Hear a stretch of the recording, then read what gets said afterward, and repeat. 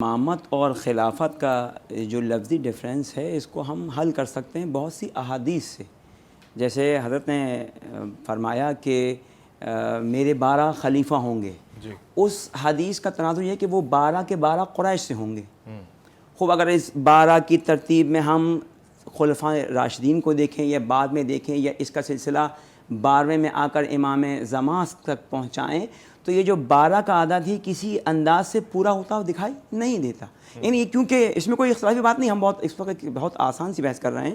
تو اس میں جو کہا کہ 12 خلفاء ہوں گے، اب یہاں خلفاء جو ہے اس دور میں جو ہمیں احادیث ملتی ہیں وہ خلفاء کے بھی تناظر میں بھی ہیں اور امام اور ائمہ کے بعد، کیونکہ ائمہ کا جو کلمہ ہے وہ قرآن میں بھی آیا ہے. اب اس میں الگ بات ہے کہ ائمہ جور ہیں یا ائمہ صالح ہیں، وہ چیزیں.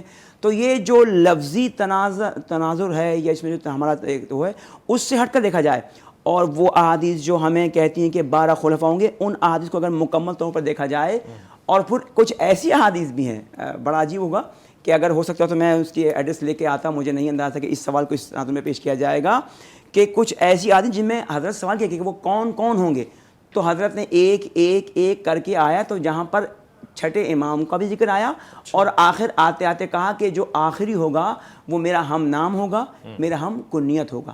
تو اگر اس کو ہم اس تناظر میں دیکھتے ہیں کہ جیسے ہم چھٹے امام کو امام جعفر صادق کہتے ہیں، اسی تناظر میں جب اگر ہم اس حدیث کو ان 12 خلفاء میں قریش سے ربط دیتے ہیں تو ہم یعنی اس میں کوئی ایسی بات نہیں ہے. تو اب اس 12ویں کے اعتبار سے جب ہم اس چھٹے کے بعد 12ویں تک آتے ہیں تو جیسے ہم نے امام صادق علیہ السلام کو امام کہا ہے، اور دیکھیے یہاں پر بھی امام مہدی علیہ السلام کو امام کہا گیا ہے. اور اگر اسی حصے میں آپ دیکھیں، چاہے خلفاء راشدین کی، میں قبلہ کے اس بات پر اپنی بات کو بڑھانا چاہوں گا، تو کسی بھی خلفاء راشد نے یا اس کے بعد جتنے بھی آئے ہیں، اب ان 12 میں کون سے عدد کہاں پورے ہو رہے ہیں، کسی بھی خلیفہ نے اپنے آپ کو امام نہیں کہلوایا.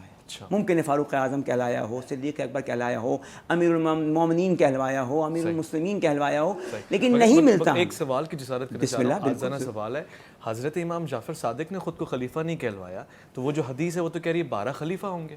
جی میں نے کہا نا، جہاں یہ خلیفہ کا جملہ آیا ہے وہاں خلیفہ کے ساتھ آگے آیا ہے کہ وہ 12 کے 12 قریش ہوں گے. تو یہ جو میں نے آپ سے پہلے کہا کہ یہ جو ہم خلیفہ اور امام کو الگ کر رہے ہیں، اگر ان کو ملا کر احادیث سے تولا جائے تو پتہ لگے گا بھائی یہ جو خلیفہ ہے یہ وہی امام ہے.